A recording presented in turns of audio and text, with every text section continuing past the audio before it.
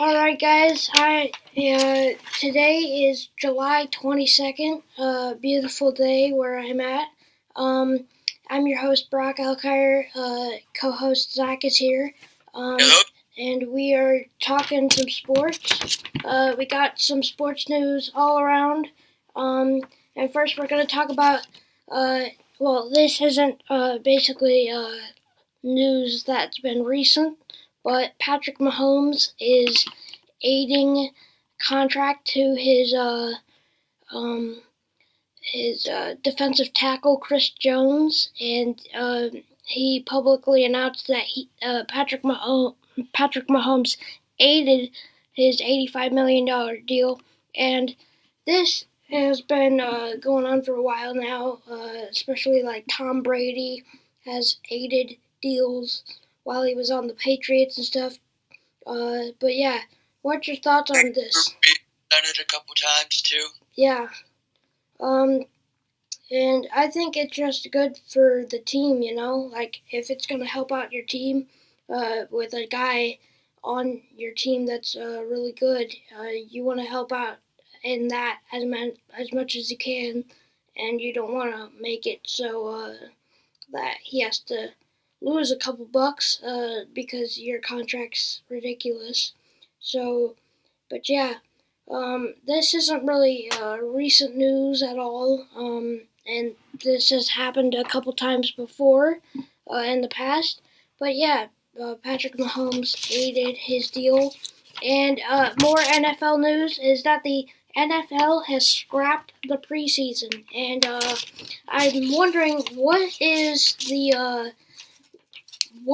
how are the teams going to be affected by this? Because obviously now there's only regular season games, and so that means like it's going to be your first game of the week, and it's regular season. So this game really does ultimately count towards trying to get your playoff goal. But how is this going to affect the teams? Do you think? Well, what is the preseason is mainly used for what, right? The to figure out what rookies or undrafted free agents to cut or keep, right?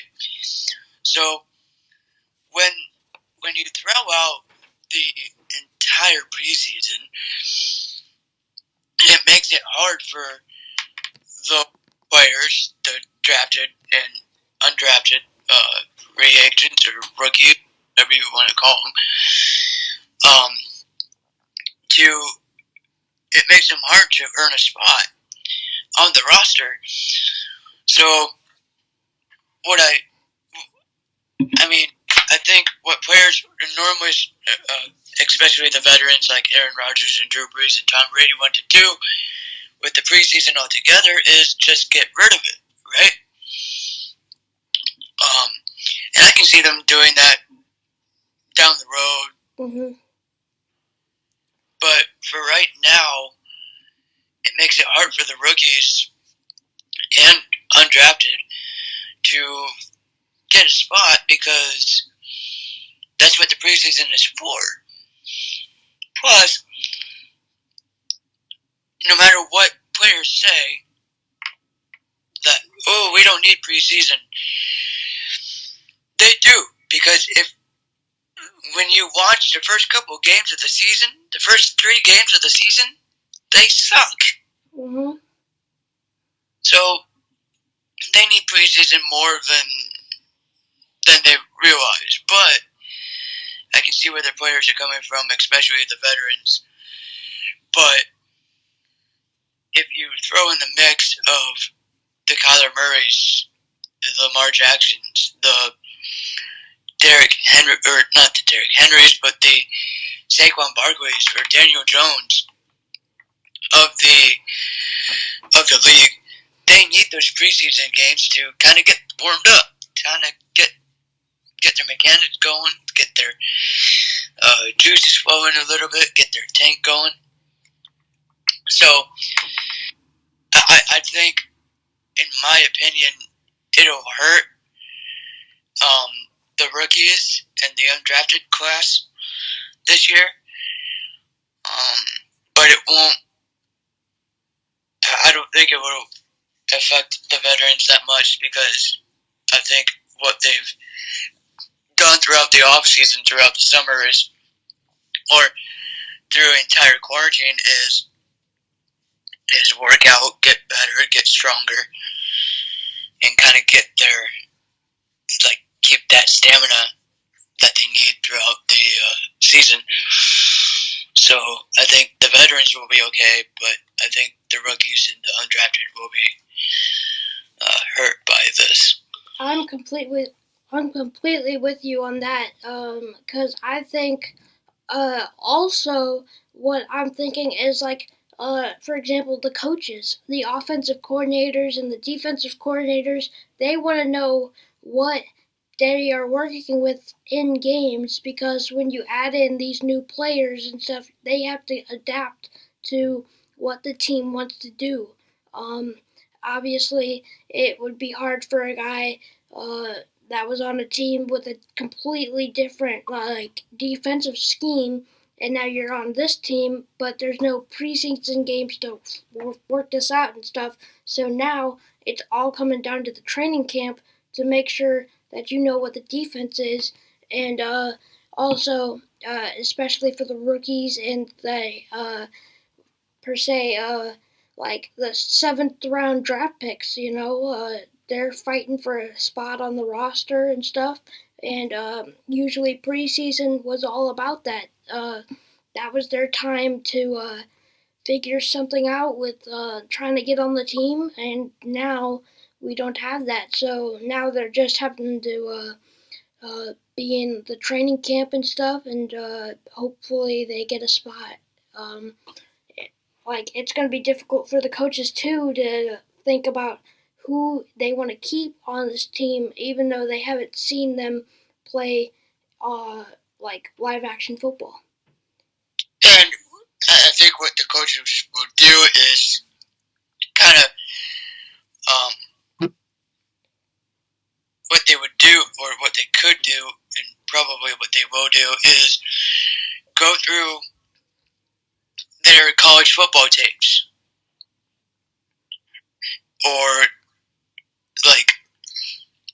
they could go through their college football tapes, kind of where they're at, look at them, and study them through training camp.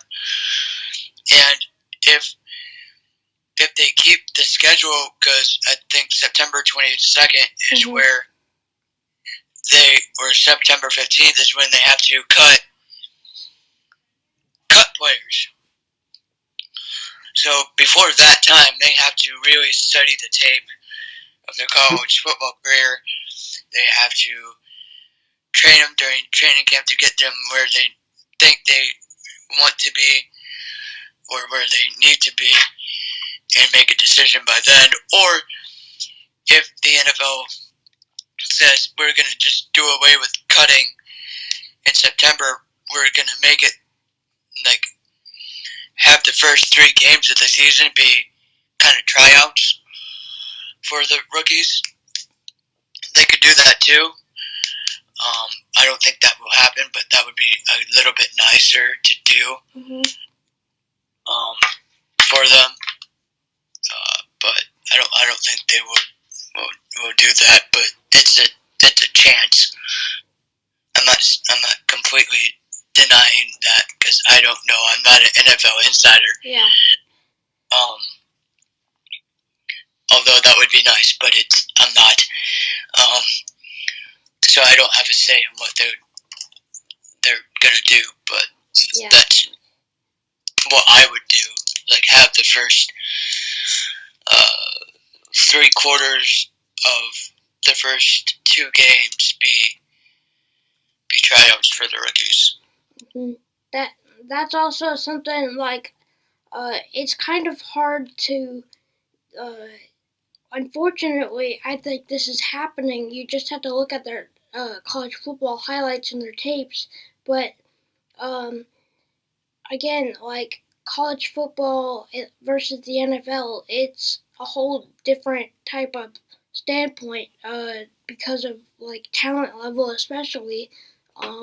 you don't know how they are going to go up against let's say like a Bears defense. You don't know how they're gonna like run routes against like the cornerbacks and all that because like this is different type of talent that they're facing now compared to when they were in college.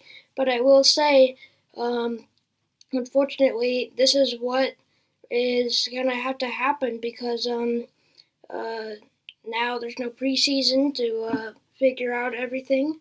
But yeah, hopefully the uh, draft picks and everything like that. Hopefully they all can try to prove themselves in training camp and just have a good impression to the coaches basically now uh, for now because they don't have a preseason. Um, Next up, the Cleveland Indians are meeting with the owner for a potential name change. Obviously, we heard about the Washington Redskins changing their name, and now the Cleveland Indians players are meeting with the owner for a name change. How do you think this is going to turn out? Do you think they're going to change the name? It's possible. Anything can happen. Um, I I think if the players have enough push and the owner wants to do it, then they have a chance to doing it. But if the owner says no, then I think there's no chance. But I mean, I don't know what to say except that I can see it happening, but at the same time, I can't. Yeah, it's a difficult thing to really comprehend of like especially the players first off getting together and meeting with the owner for the name change. It's not something that like the owner first discussed. It's the players going to the owner and saying, "Hey, we want a new team name," and also I so for me if they don't change the name, I think they will change their nickname because their nickname is basically like the tribe, which I think would be changed. But if they do change their name, it's going to be interesting to what they will start to be called, and hopefully they don't get trademarked like all the potential Washington team names. That guy trademarked all of them. But yeah, going on, Joey Votto announced that he will be kneeling during the national anthem. Um, what's your thought on this? I know it's very uh, political standpoint here on kneeling and stuff, but Joey Votto announced that he will be kneeling during the national anthem. He's the Reds' first baseman. Your thoughts? Let's let's bring this whole kneeling thing back to a couple years ago when Colin Kaepernick did it. What did he initially do that for? Do you have an idea? I mean, this was a while ago. Yes. Wasn't it for like his what was it? It was basically what's going on right now with the whole Black Lives Matter movement with police brutality and social injustice. That's why he was kneeling. The NFL commissioner and everybody else took it as disrespecting the flag, which it's not. You can do whatever you want, okay? Um, I at first I didn't understand why Colin Kaepernick did it, but I did research. I listened to him, understand why he did it, which was because social justice. But so I think that's what players are starting to realize now, or want to change or do in pro sports, because it's a message that needs to be addressed. It needs to change, and if more and more players kneel during the anthem, then I have no problem with that. Going to a different topic now. The MLB, a woman made history on Monday. Alyssa Nakin made history. She was coaching first base for the San Francisco Giants, and she is the first female to coach on the field during a major league game. Cool to see that being done. Obviously, just pretty cool to see this happen. Obviously, because it's the first time in Major League Baseball history that it has been done. And I want to see your opinion on if there will be more of this coming up. Because I do believe there will be more of this type of thing where we're going to see some female coaches, even like female managers. I do believe it may be coming up here soon, and it's pretty cool to see these female women changing the game. I mean, first time in history that this has happened, and I think there's going to be more on the way. Your thoughts? Well, we already have female refs on the sidelines during NFL. We have, sorry, something fell on the table. We have the first openly gay female defensive coordinator, I believe, for the 49ers, who won a Super Bowl, by the way.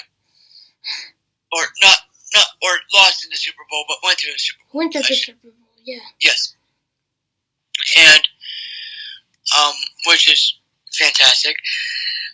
And it's great that the MLB is letting female coaches onto the field. I think we'll definitely see more of that, which is good for the sports world. Coaches, I don't think. I think the MLB is there yet. I mean, let me rephrase that. For female coaches in the league, I think the MLB is there. Of course, on Monday it happened. Kudos to that team. But the NFL, as head coaches, I don't see that happening yet. It'll take time. It may take years to do. I don't think the NFL is ready for that. I think like defensive coordinators, offensive coordinators that are in the box. Yeah. They'll put females there first, which, I mean, I'm okay with. Don't get me wrong, but I don't think the NFL is ready for female head coaches yet. Not saying that they won't be. It'll just take some time. It'll just take some time to get organized and rationalized.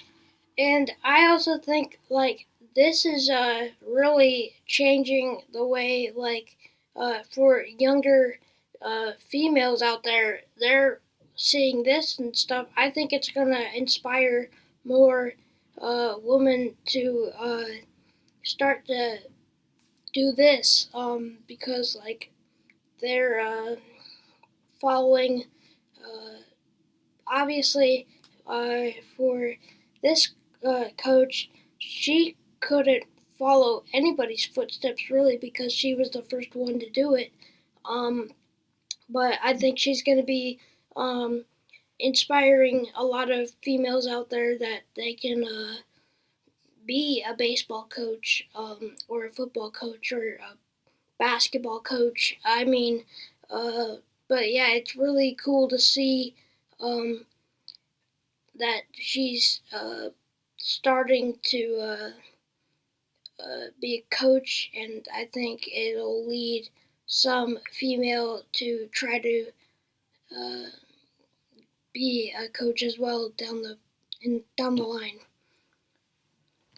Um, so what else do we have? You had a NFL thing that we want to do. Do we want to do that now? Yes. So what we're gonna do is it's called a matter meter. Okay.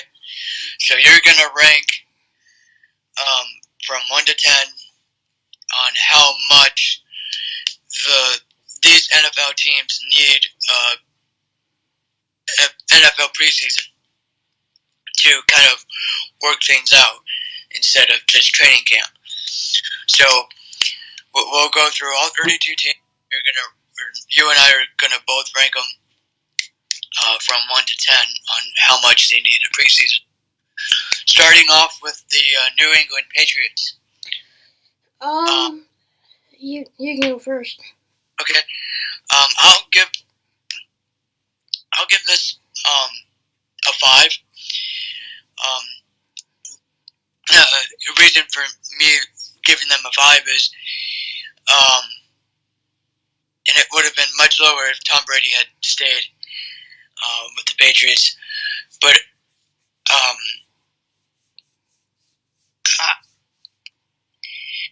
when you have a coach like Bill Belichick, and what he's done with the Patriots throughout the past 20 years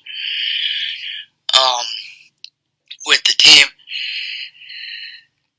you are going to get what he's done, what he's changed, what he's been able to do with a team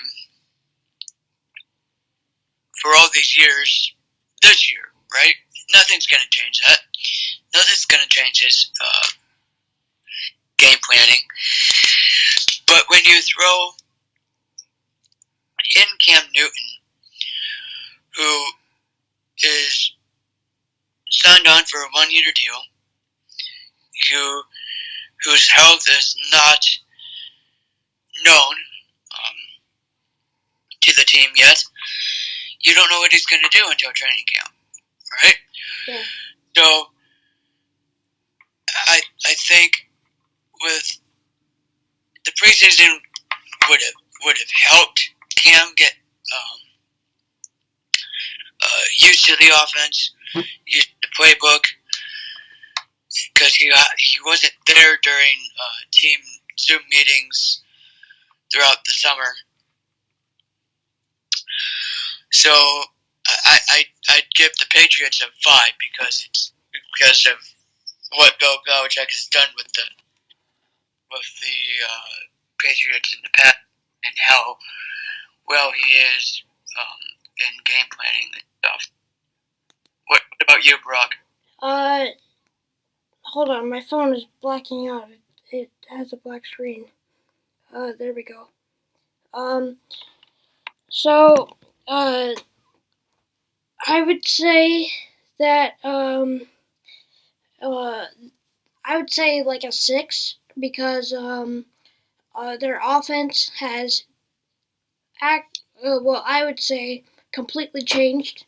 Because they don't have Gronk, they don't have Tom Brady, but they do have Cam Newton, whose health is in the air right now.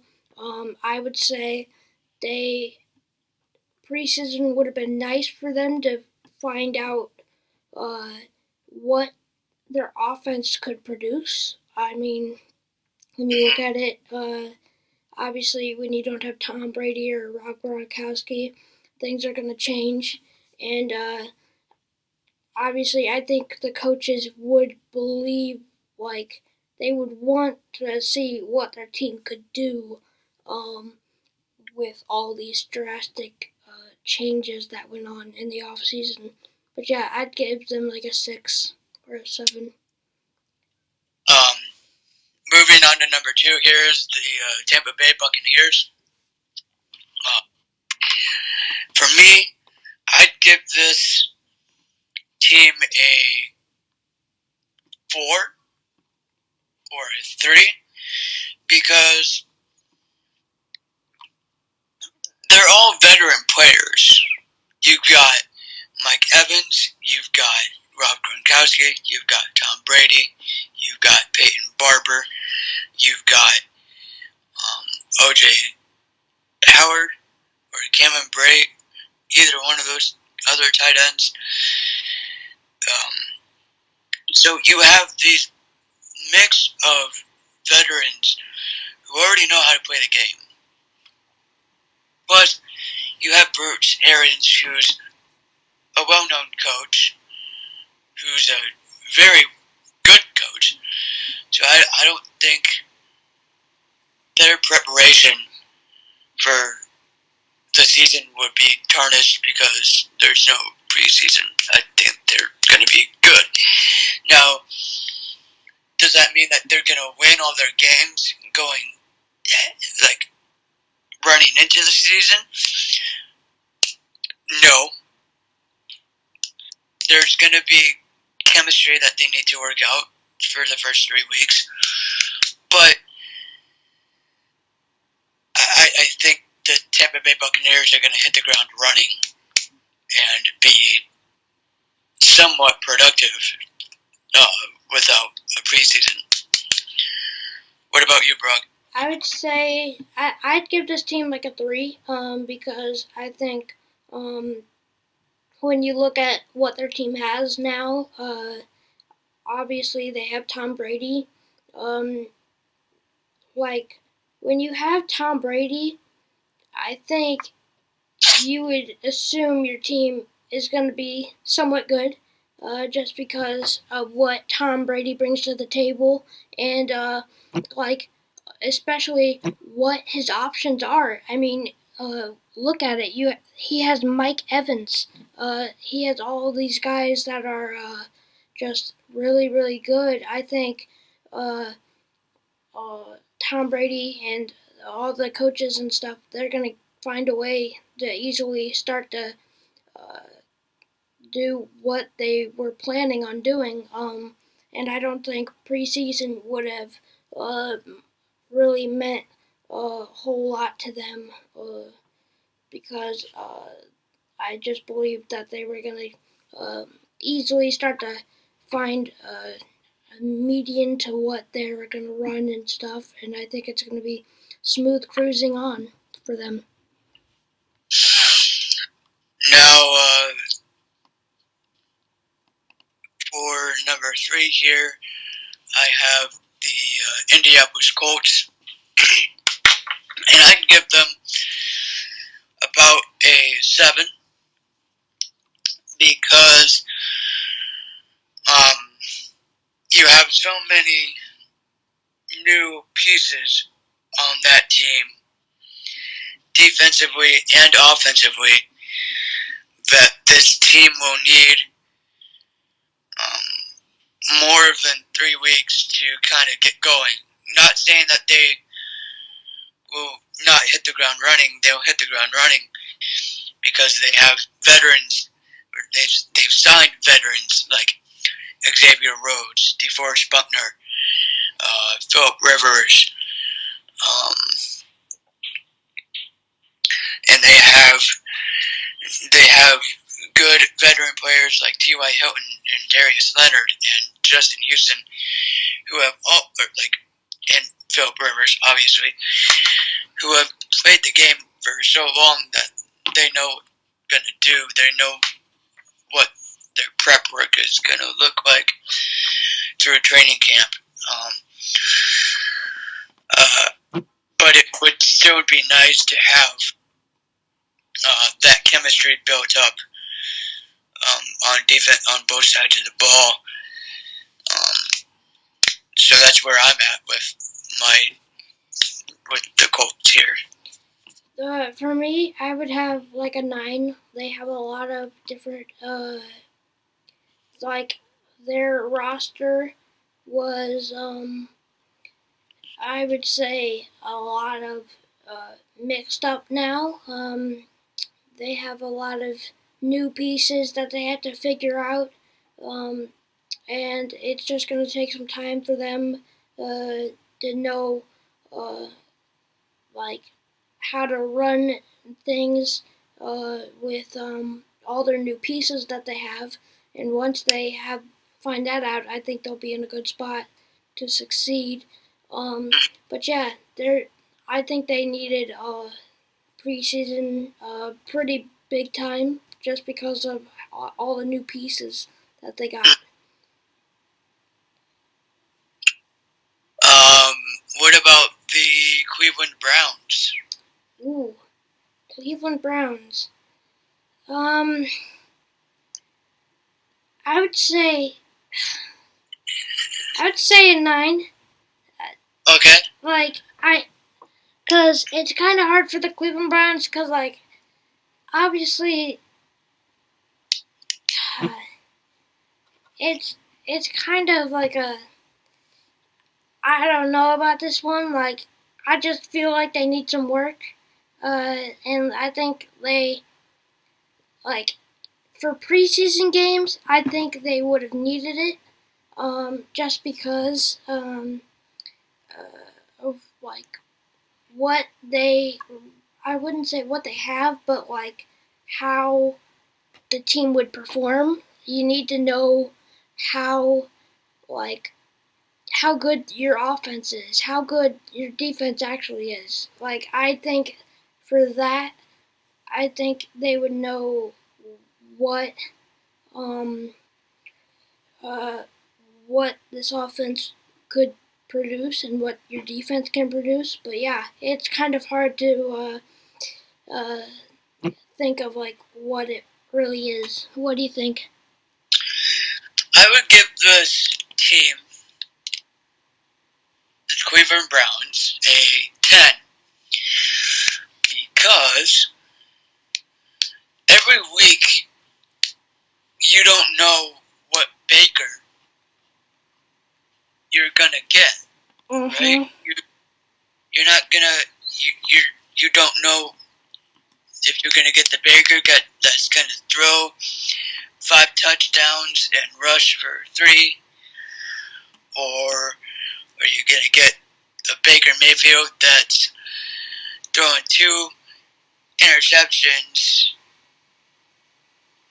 or I'm sorry, 2 touchdowns and 4 interceptions a game. So, and plus we've heard nothing from Baker this off season, which is kind of unusual. Maybe he's learned to keep his mouth shut. But although they have the talent, you don't know what Baker they're going to get in that coming into the season without a preseason. So that kind of scares me a bit. So that's where I'm at with the Cleveland Browns, is a 10, because you don't know what Baker you're gonna get. Yeah, I just have some breaking news right now. For the MLB, if anyone that is watching is a Dodgers fan, they might be jumping in the air right now. Mookie Betts is in negotiations on a massive long-term contract with the Los Angeles Dodgers. obviously he got traded, but yeah, that's just coming in that he's going to be signing a massive extension in the next coming days. But yeah, continue. Dodgers fans are going to drink a lot of beer tonight. Yep. How about the Carolina Panthers? Ooh. I mean, they got McCaffrey, which is good. Who they got at quarterback? I don't even know. Teddy Bridgewater. Oh yeah, Teddy. I would say, I would say a 5. Okay. Like when you think about it, I think they would just be a little bit rusty. I mean, I would say, just because I mean, you know what this team can produce, but I think preseason, I mean, it wouldn't hurt him, and I don't know. The only thing is, it can only help him. I don't think it would hurt him at all if they had preseason, because this team obviously, I mean, they're good and all, but they always need some improvement. Yeah, that's my feelings on the Panthers. I would give the Panthers a 6. Or, I'm sorry, I take that back. I'd give them an 8 because you have a new head coach. Ron Rivera is gone. He's with the Redskins now. Although you have Christian McCaffrey, you can't run the ball 50 times a game. That's true.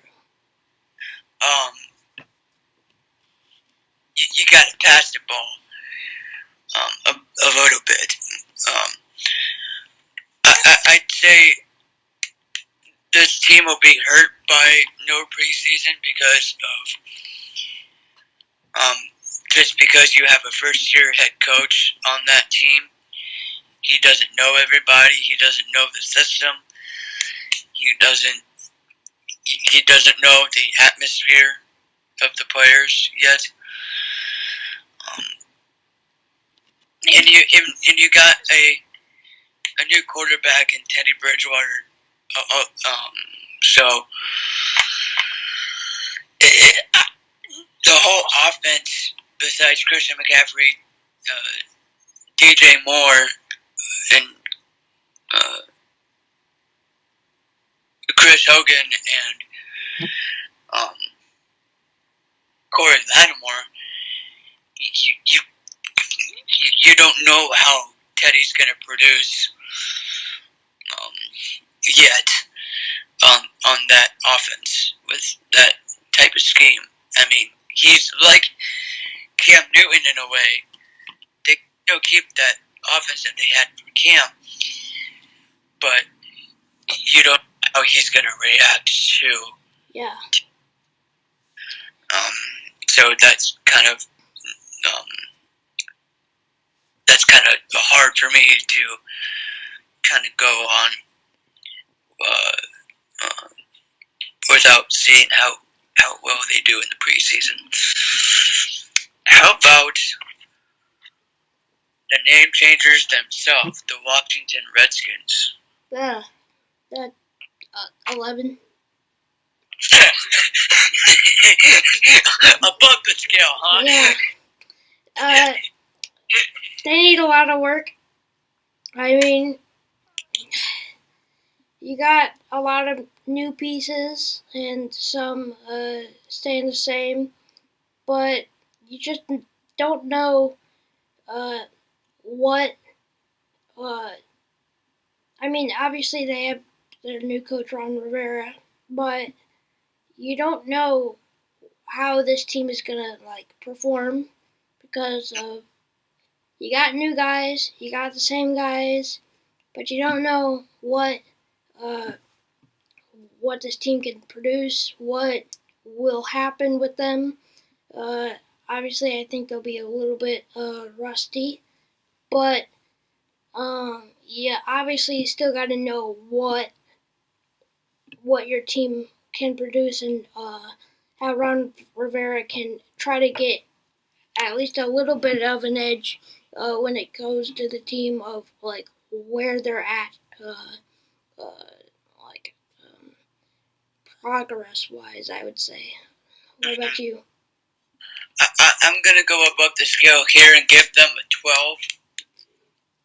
Um, because even though Ron Rivera is a very well-known or respected coach in the NFL, and a very good coach at that, and good at training quarterbacks and kind of getting them where they need to be. Dwayne Haskins needs a lot of work. Mm-hmm. I've watched him play like on TV, and he looked absolutely scared when he was on the field. Scared, and the fact that he didn't start, so he didn't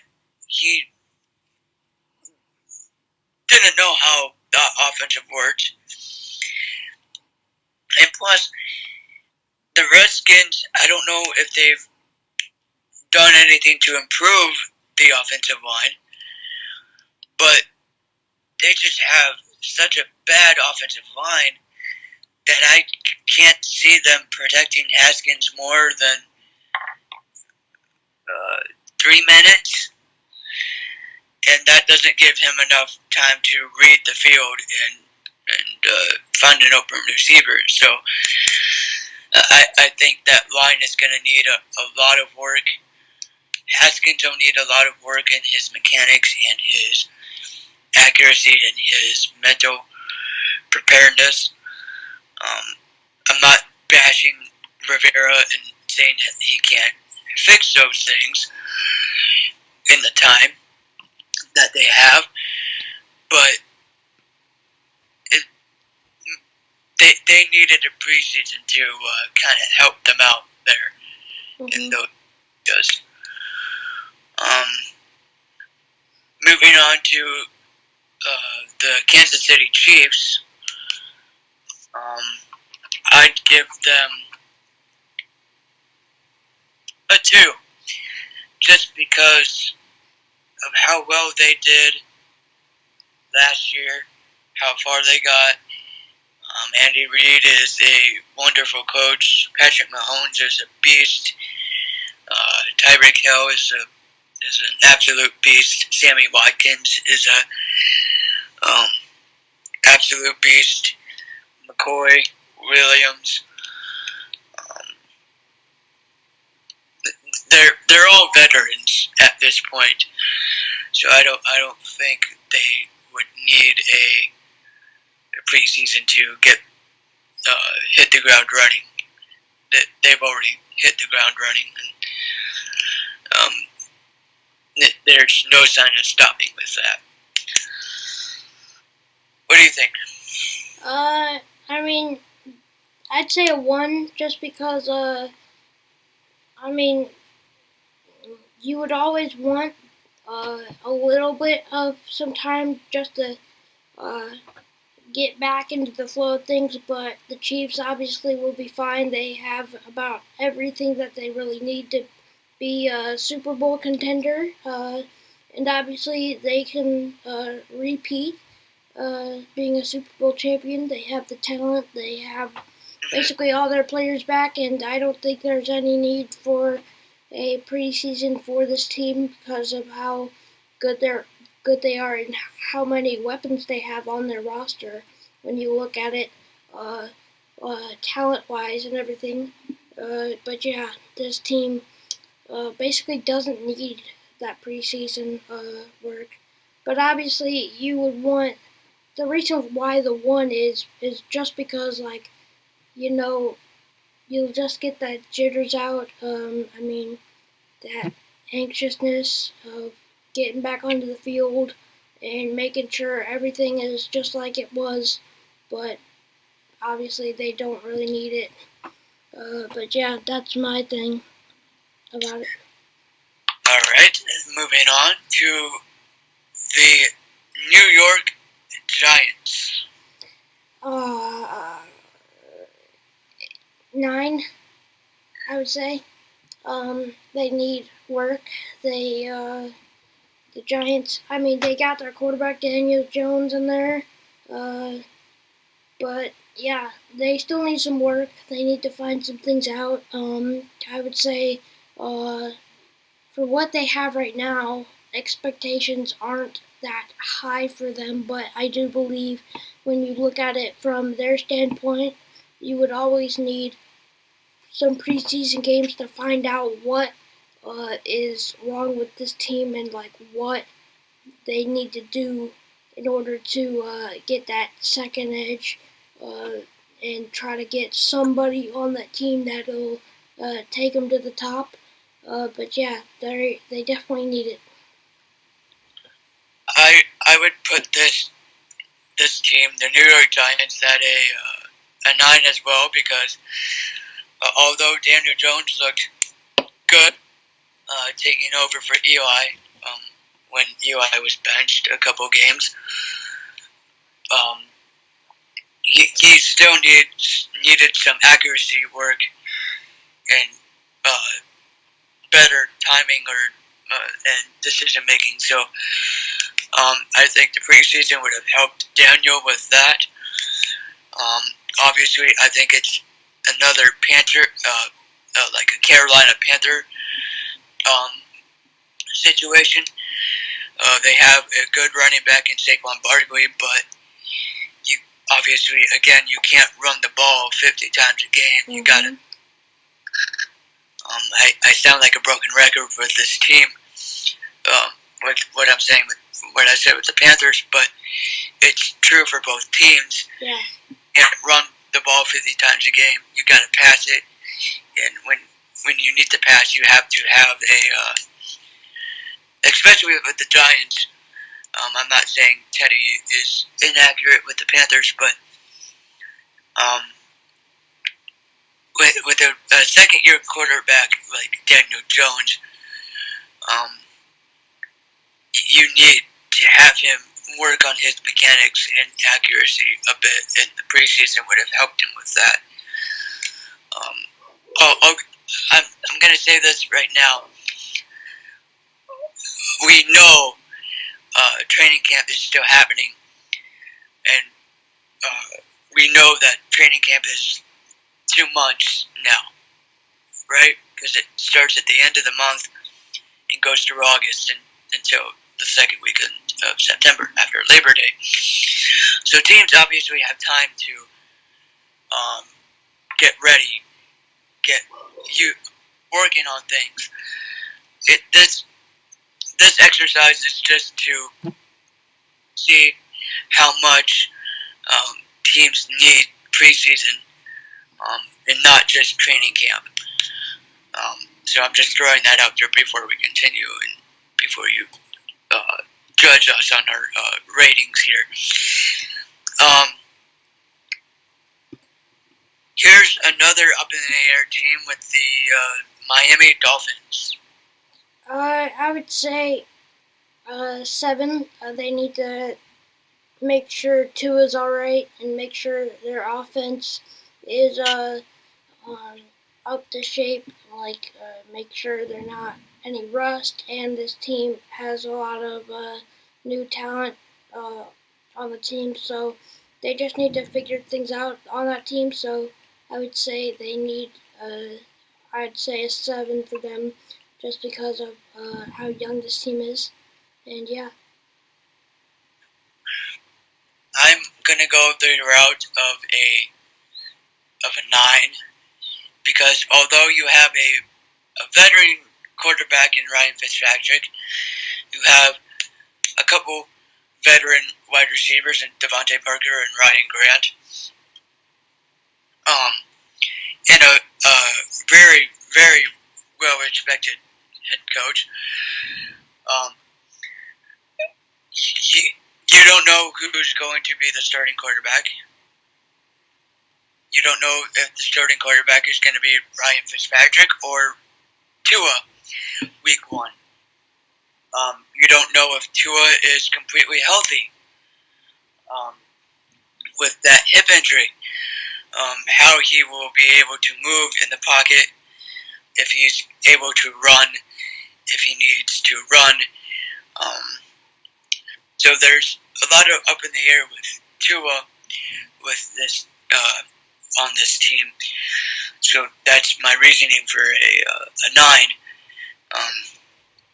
Moving on here is to the Chicago Bears.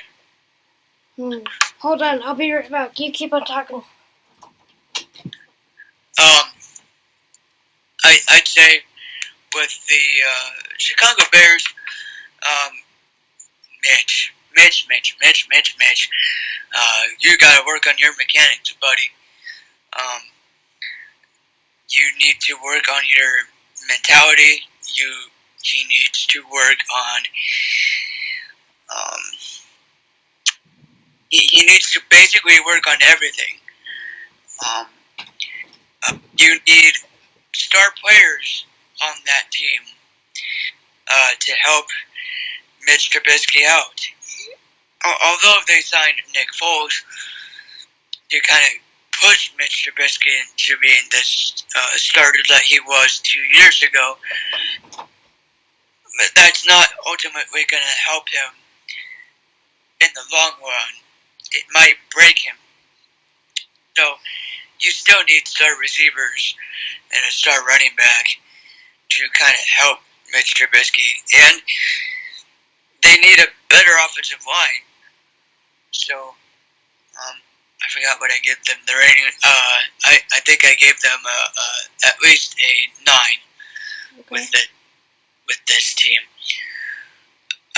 So what are your thoughts on the Chicago Bears? Alright, so what I think is I'm gonna give them a 5, just because I would say our defense is up there in the NFL. We have a very good defense. And I just think you need to make sure Mitch Trubisky is alright. Obviously, you need some wide receivers that are pretty good wide receivers to help him out. But yeah, you just need to get that offense figured out. The defense is already good. So I just think once we figure out that offense, we'll be good. Moving on to the Cincinnati Bengals. Bengals. So, obviously, they got Mr. Joe Burrow. The largest hands in the game. Oh, wait. Never mind. Small hands. They don't have. I mean, they have Joe Burrow, but I don't. They have AJ Green and his. Oh yeah, AJ Green. They have Johnny Bernard. They have Joe Mixon. They have Tyler Boyd. So they have weapons. They're good. It's just like I don't know how they're gonna use them. There's a lot of things up in the air for that team. I mean, if they know how to use that offense, they can become a threat in this league pretty quickly. But it's just if we know what they're going to do with this team, because obviously, as you said, they have the weapons and stuff, but we just don't know how they're going to use it. So I gave them 5, I think. Yeah, 5. And I'll go up 1 number for the Bengals, only because Joe Burrow is a rookie, and you have a second-year coach in Zach Taylor. Yeah. Anyway, Zach, I apologize if I got your last name wrong. But they obviously have the weapons on offense. it's that defense that worries me. So I think offensively, they're good with weapons. I think the preseason would have helped the offensive line a bit. Kind of help Joe Burrow get into a rhythm with the offense. But I think the big toss up there with the Bengals for many years and years to come is that defense and that secondary. Their defensive line is outstanding and great, but that secondary worries me with the Bengals. Moving on to the Green Bay Packers.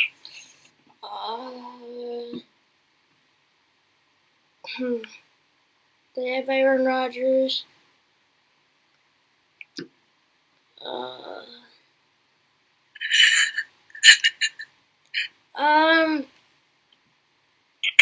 I would say 5 or 6, just because they need to get a little bit of work in. I don't really follow the Packers that much. I just hate them. That's it. I don't really pay attention to the Packers. But yeah, I would say 5. What's your thoughts? You stinking Bears fan.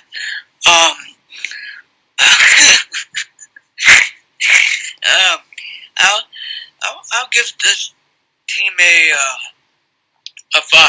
Not only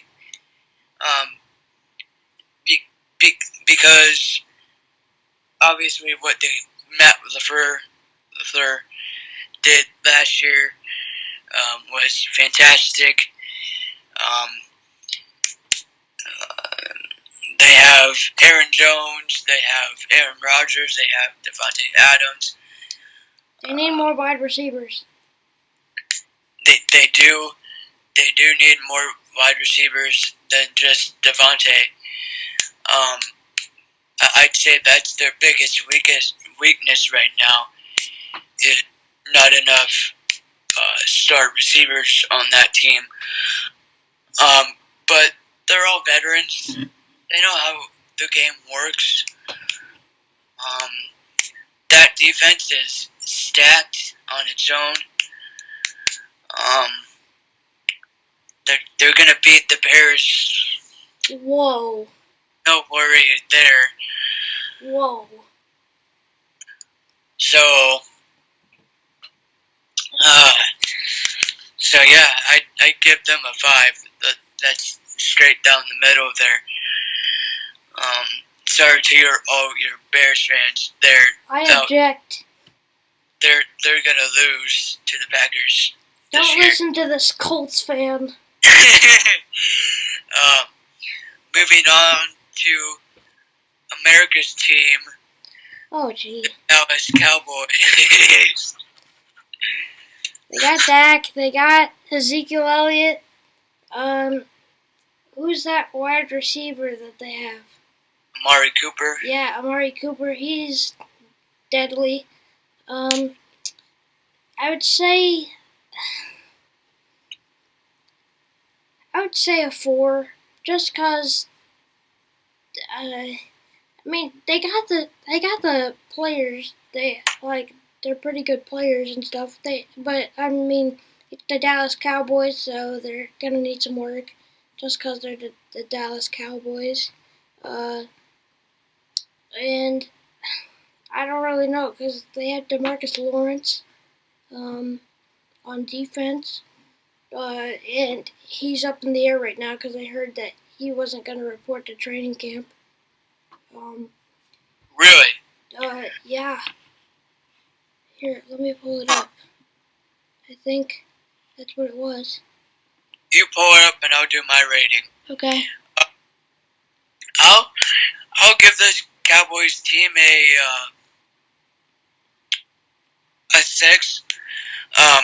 Not because I don't have faith in their talent, their talent on both sides of the ball is fantastic. They have Dak, they have Ezekiel Elliott, they have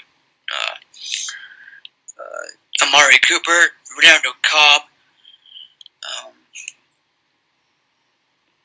They lost Jason Witten to the Raiders, so that's a key loss for them. They have legendary coach Mike McCarthy, which, if you know what he's done in Green Bay, he's done fantastic things in Green Bay. Just look at his record against the Bears.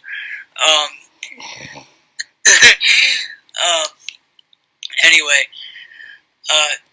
on the other side of the ball, they have DeMarcus Lawrence. They have Jeff Heath. They have Sean Lee. They have Vander Edge. So they have a very good offense and defense. I think just with a new head coach and Mike McCarthy, no matter how good of a coach he is, they still need to find that balance with or find that chemistry on both sides of the ball with Mike McCarthy and figure out what Mike wants the offense to look like and stuff. So I'd give this team a 5. By the way, DeMarcus Lawrence is debating on reporting because his wife is due in October. That's why. That's why. Okay. Moving on here to the New Orleans Saints. I would say a 3. I mean, they seem like they're a pretty good team. They didn't really lose anybody. And I think they're gonna be okay because I think they're gonna figure it out and they're gonna be smooth cruising through the season. That's why I give them a 3. What do you think about that? I'll give them a 1 because obviously the talent is there. They're all veteran players. They know how the game works. They know what to do. So there's no really up in the air things there. They've added a couple key players on defensive offense with Emmanuel Sanders at wide receiver and Malcolm Jenkins at safety, which is the team that originally drafted him, but it wasn't the Eagles. If you didn't know that, now you know.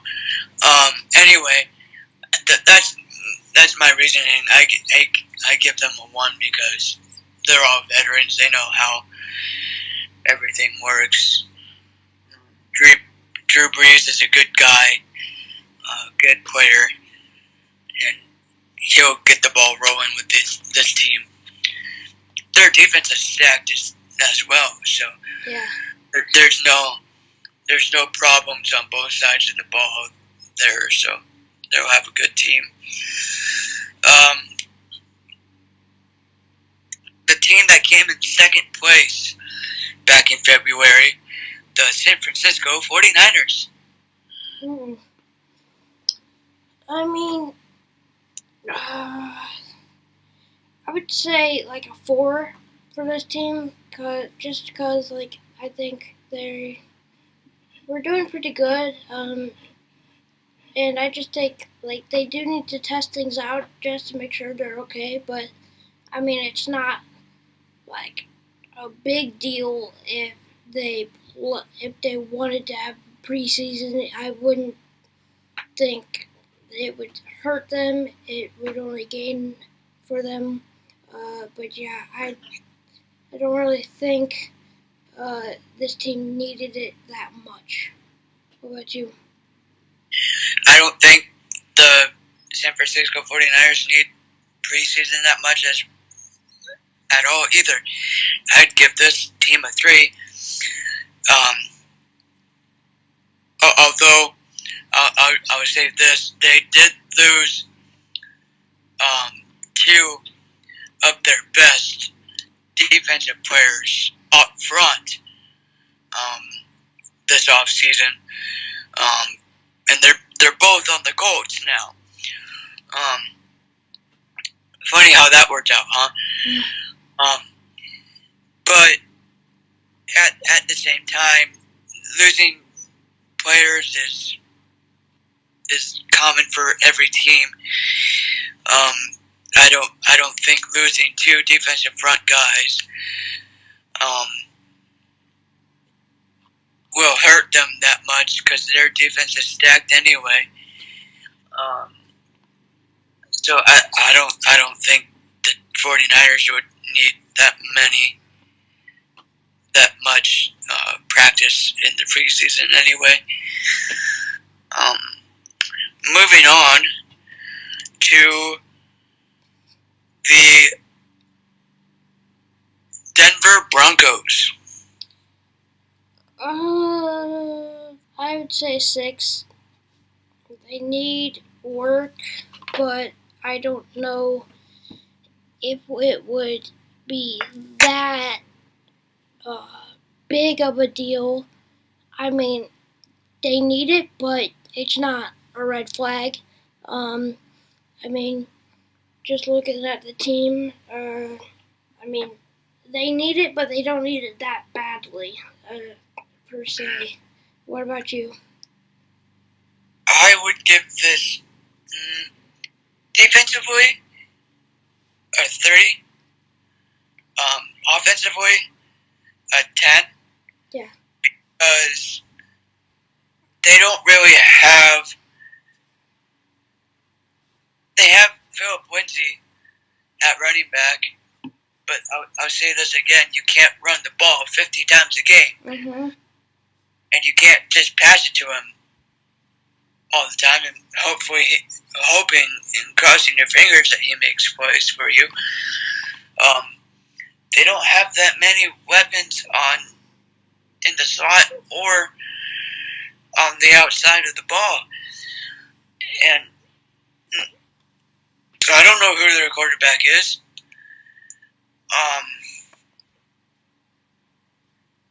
See, with Peyton Manning, this whole thing would have been great.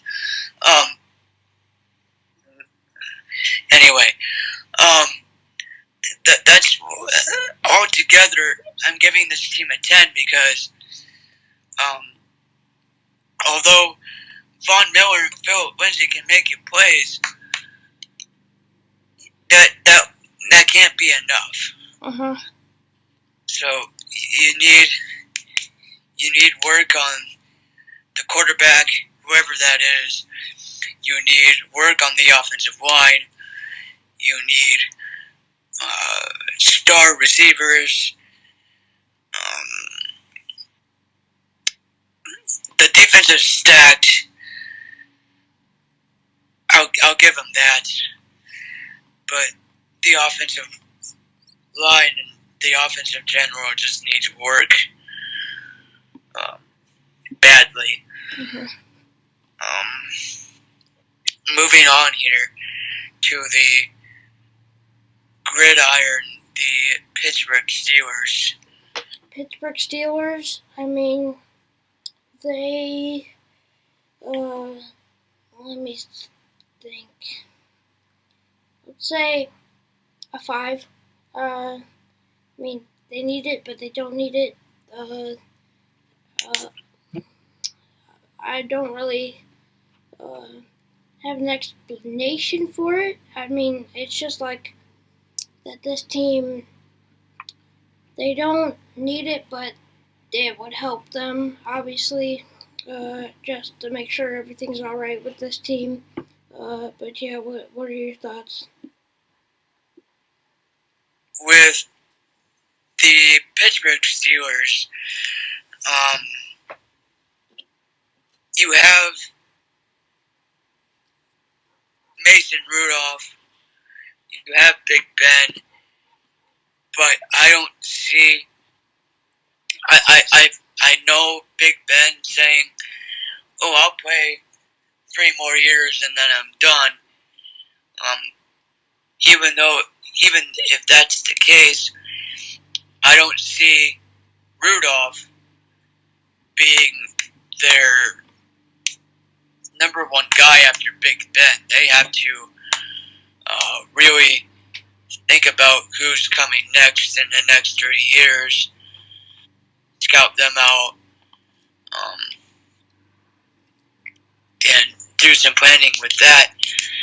Um, with that aside, I'd give this team um, a 5 as well, because you have James Conner, you have um, Big Ben Roethlisberger, you have Juju Smith-Schuster on the outside. So you have weapons on the offense. I think if it was based on the offense, I'd give this team a 1 because they wouldn't need it offensively. But I'm giving them a 5 because of their defense. There's no stars on that defense that I know of that I can name, actually. So I think they have a lot of work to do on defense. I know that they're keeping Ryan Shazier, who was injured 3 years ago, on the team in hopes he comes back, but his recovery is still going on. I don't see him coming back yet, so I'd give the team a 5. What about the New York Jets? The Jets, I would say a 7. I mean, they need things to work out. They need to find some things. This team, obviously, they need some work, but with with a preseason, I think they can find ways to kind of sort things out, per se. But yeah, I don't really. I would say they do need it more. So that's why I'm giving them a 7, just because they need um, some work to do for them. I'd give the Jets a 7 or an 8. I'm leaning more towards an 8 because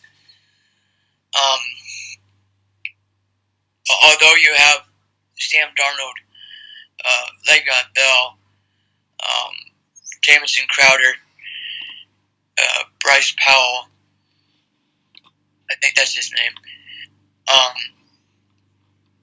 on your offense, you don't really have that many star players on either side of the ball to really help you. Your defensive line isn't that strong. And I think this team on both sides of the ball needs work to be where the Bills are at. Need work to be where the Patriots are at.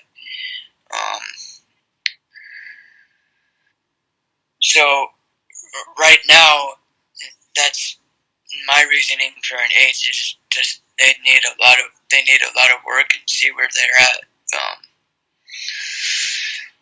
Just keeping it in that that division. What about Bills Mafia, the Buffalo Bills? I would say a 5. They need it, but they don't need it. They got some players that are pretty good on that team, and I think they're gonna find a way to work it out. So even if they don't have a preseason, I think they'll do pretty well for them. I'd give them a 5 as well. They don't need a preseason.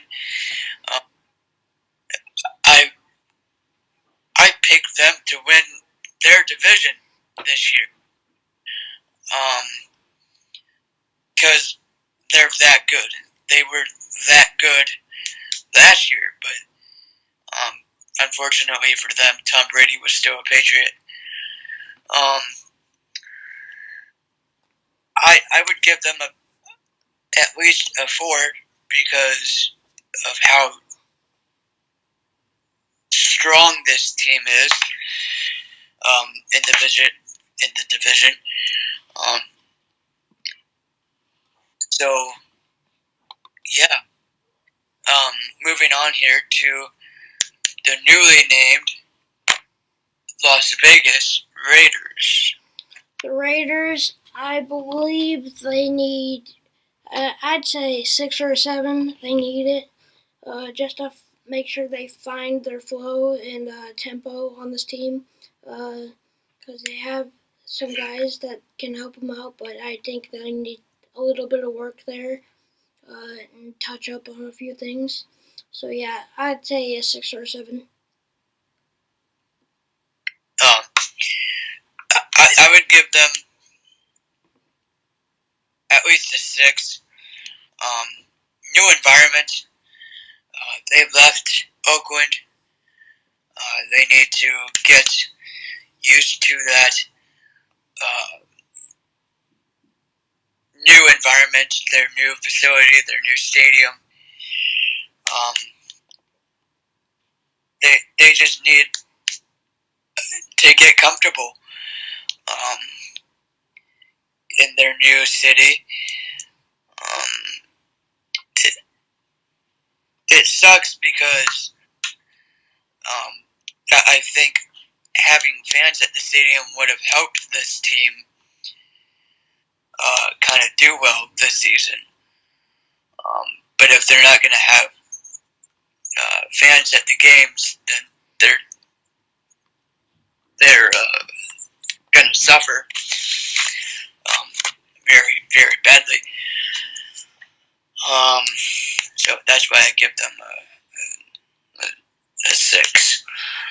What about the Minnesota Vikings? The Vikings, I'd give them 4 or 5. Just because, I mean, well, actually, I'd go with more of a 6 because they have some new guys on the team that they can try to figure to sort it out and stuff. But again, I think they'll be all right. It's not like if in order to be like a division contender, you have to have the stuff to go with it, and you basically have to have like an offensive and defensive flow. So I think they just have to find out what works good for them on offense and defense, and for that, I think they would be fine once they start to find out what works best for them with the lineup that they have and the roster that they have. But yeah. I went back and forth with this team. Mm-hmm. I honestly would give them an 8. And the reason why I give them an 8 is because they lost Stephon Diggs, one of their best wide receivers on their team. Mm-hmm. It's gone now. Mm-hmm. So his backup or whoever took his place really needs time to kind of get going in that spot to fill his shoes, because those are big shoes to fill, man. So I give this Minnesota Vikings team an 8. But if Diggs was still on the team, I'd give them a 2 because of what they would be able to do with that team. Moving on to the Jacksonville Jaguars. I would say they need 5 because they need it and they don't need it, I believe, because they have Leonard Fournette, I do believe, for their running back, correct? And then, but yeah, I'd say they need it and they don't need it just because they need to figure some things out in order to be, again, like a division contender. And if you want to win, you got to make sure you have all the right pieces in order. And what you're working with as well. You got to figure out all that. So yeah, I'd say a 5. And I'd say with this team and where they're at in the division these past 3 years, is they need it badly. They need um they need these preseason games very badly, because with that I'll give them a 9. Their defensive side of the ball, they've lost. I think they lost it. No, they still have AJ Boye. They lost one of the best corners last year, which was Jalen Ramsey. So with that, their defense is kind of up in the air. Their whole team is up in the air because they haven't had, I should say, a decent offensive line since I can remember. And just ask my grandfather, who you can't really ask anymore because he passed away, who was a big Jaguars fan at the time. They haven't had a decent offensive line since they were in the league. So their offensive line needs a lot of work. Although they have Gardner Minshew and Minshew Mania, that helped them a bit with fans, but they don't have they won't have. I'm assuming they won't have fans. They haven't put it out. No fans won't help Gardner this year. So I think the aspect of having no fans, they needed preseason very, very badly. Keeping it in the division, we'll tackle 2 teams at once here. What about the Tennessee Titans and Houston Texans? We'll talk about both, but we'll start with whatever team you want. We'll go Tennessee Titans. I would say 6 or 7, just because. I mean, they locked up Derrick Henry for a couple of years now, and they still have Tannehill, right? No. Yeah, they have Tannehill. Yeah. They signed him to a big contract during free agency. So yeah, they have offensive weapons, but I don't know how they're gonna use them. So yeah, I'd say a 6 for them, just because. Yeah.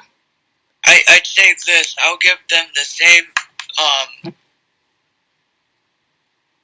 rating that I gave the Colts, which was a 6, I believe. If I am wrong, go back, rewind this, and fact check me. But I'll give them a 6 because I'd say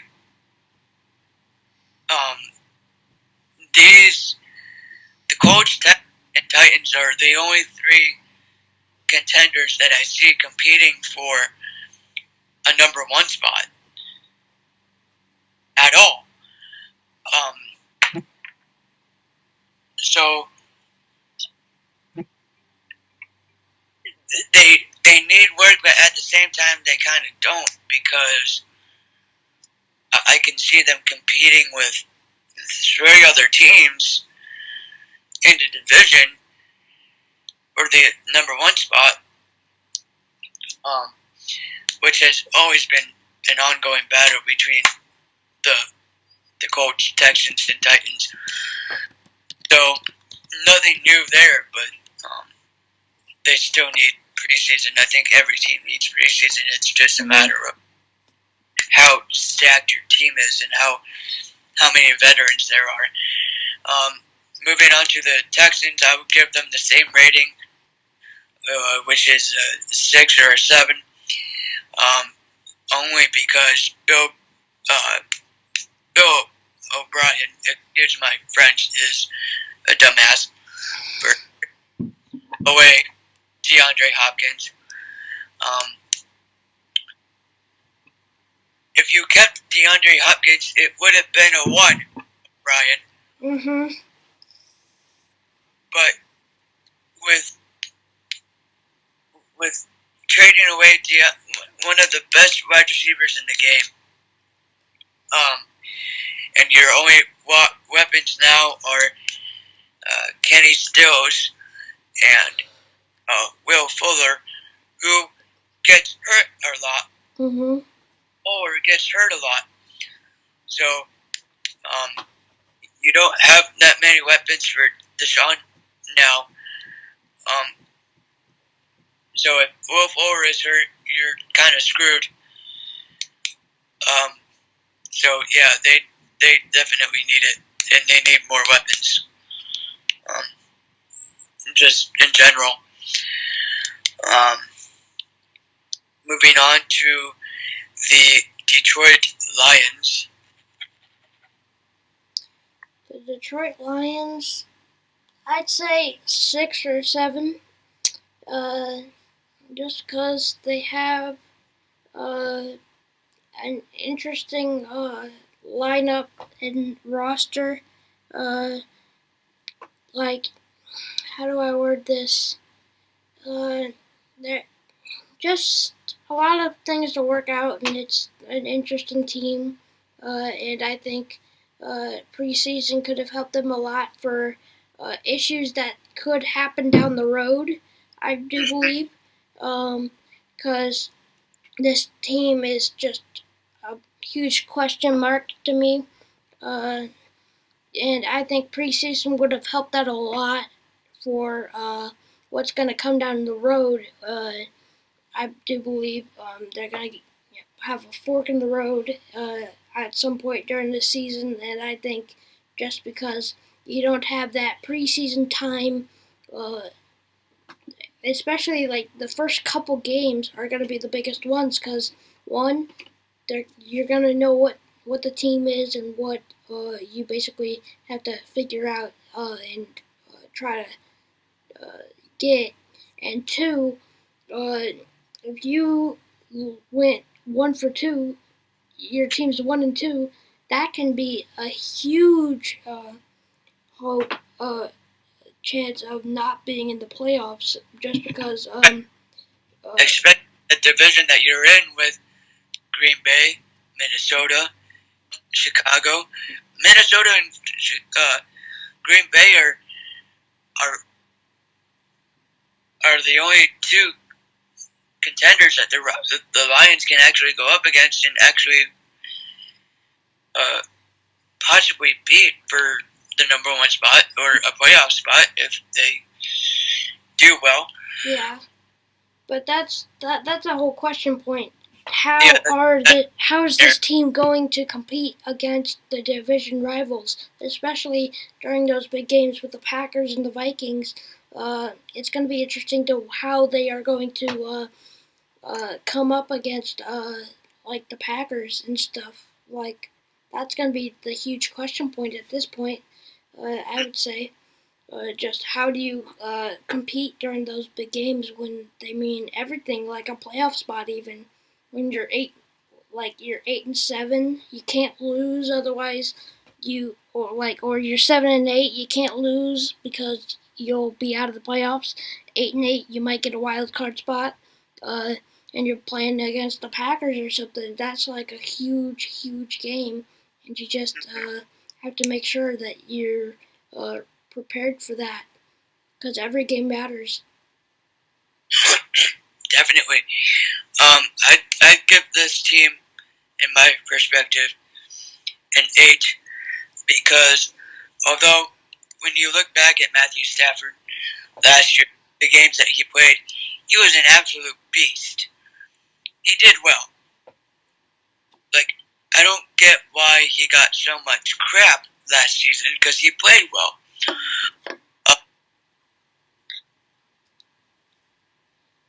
My number one issue with the Lions is their head coach and Matt Patricia, because last year he was a first-year coach. He didn't do that well.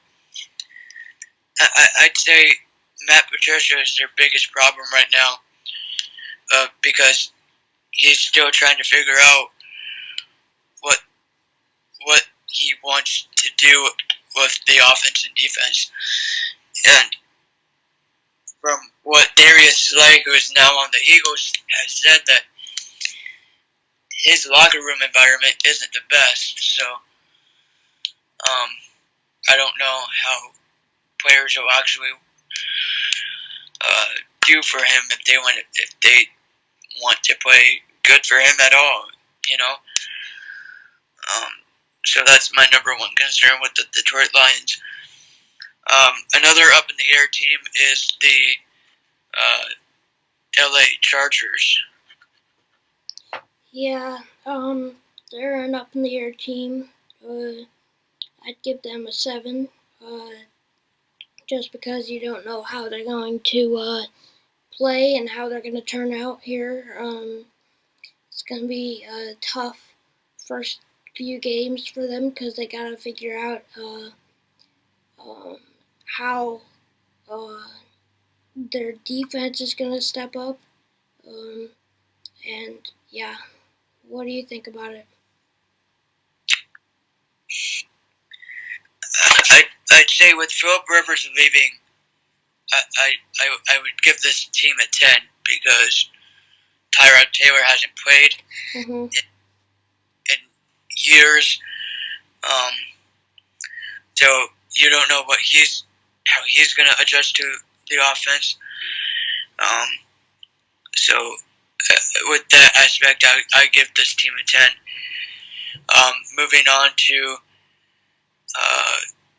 the Arizona Cardinals.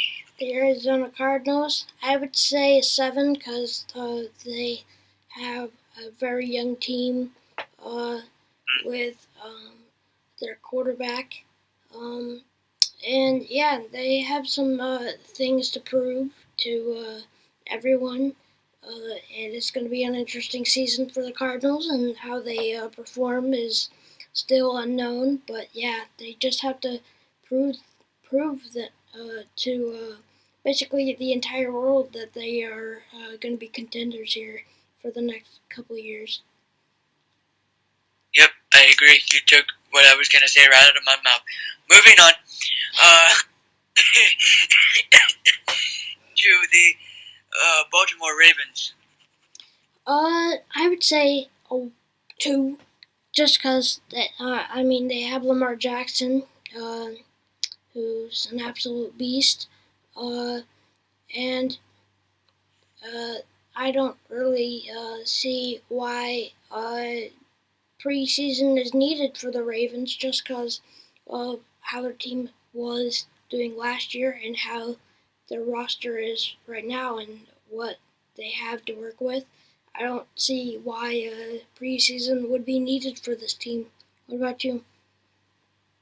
I don't see why preseason would be needed either. I'd give this team a 1. They didn't really lose anybody in preseason and in free agency, so I'm not worried about this team. If they did lose, like John Harbaugh, or Mark Ingram, or someone on their defense, then I'd be worried about this team. But they didn't, so I'm completely fine with where they're at. Moving on to the Seattle Seahawks. I'd give this team a 1.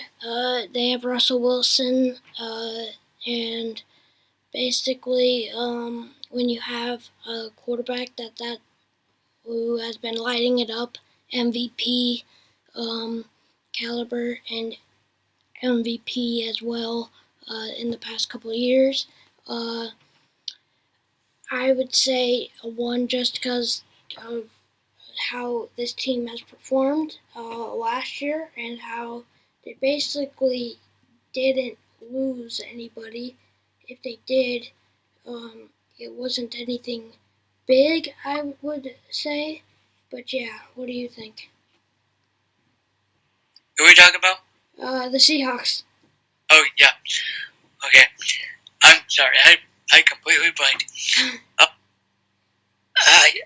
I would completely agree with the Seahawks. I'd give this team at least a 2, maybe a 3. I can't think of if they lost anybody. I think they have the same roster, but I think I'd give them a 3 just because every team needs practice, needs to get back in rhythm. So I think that if they did have a preseason, that they would just need to get back in rhythm altogether. There's no problems with this team, offensively or defensively or coaching wise, because they have Pete Carroll as well. So moving on to the Philadelphia Eagles. The Eagles, I would give a 5 or 6. I would say they need well. They're kind of a confusing team for me in my eyes. I mean, they have Wentz, but they did lose Nick Foles, and obviously they got Darius Slay. But yeah, I'd say a 5 or a 6. I'd agree with that because Carson's shoulder is left shoulder, I believe, is still there. You don't know. I haven't heard anything about how he's doing with that, how the rehab process is going with that. You obviously have weapons in Alshon Jeffrey and Jordan Howard and Deshaun Jackson. So you're pretty set with veterans. So I'd give this team maybe a 5, split it down the middle, leave it at that. Moving on to the LA Rams. The Rams, I would say a 3. They have Goff, pretty good quarterback. The Rams, they still have Todd Gurley. Right? Yeah. No? They don't? No. Who'd he go? He went to the Falcons. We'll talk about them next. Oh, yeah. Well, then maybe a little bit higher. I'd say like a 5. Yeah, I'd say a 5. What about you? I'd give this team, I'd give this team a 6. Only because they lost Todd Gurley, one of the best running backs, I think, in my opinion, in the game. Minus the injuries that he's had, or still is having. If they hadn't lost Todd Gurley, they would have been okay. Mm-hmm. But they lost Todd Gurley, sadly. So, oops. Ignore that if you heard that audio.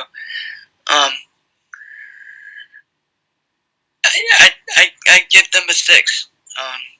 Now, to the team that Todd Gurley went to, and the final team that we are going to talk about today is the Atlanta Falcons. The Atlanta Falcons, I'd say a 6. Just because they have, preseason would, be a pretty good, advantage for this team. Obviously, preseason doesn't hurt this team. It only would, help them out just because, to figure a little bit of things out there, here and there. But yeah, I'd say a 6. I would, just because they added a new piece in Todd Gurley and lost the Devontae Freeman, I'd give this team a 7 because you have a new running back coming in who doesn't really know the offense that well. If they kept Devontae Freeman and kind of rotated in Todd Gurley and Devontae Freeman every other series, then that would have been fine. I would rank them a lot lower, but just team-wise altogether, I think.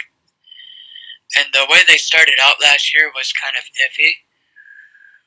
They looked really, really rusty, and they didn't get going until like week 10. So that's what scares me with this team, is how well they'll get going, and how if they'll be completely rusty like they were last season. So yeah, I'd give this team a 7 just based on how rusty they started out last season and how rusty they'll probably end up being with no preseason. Yep. So yeah, that's all of them, right? Yes, that's all 32 teams. So yeah, I think that's going to be the podcast for today. We had a great podcast today. So make sure you subscribe to the channel, click the bell so you don't miss any more videos, and I'll see you all later. Peace. And remember, Packers beat Bears every time.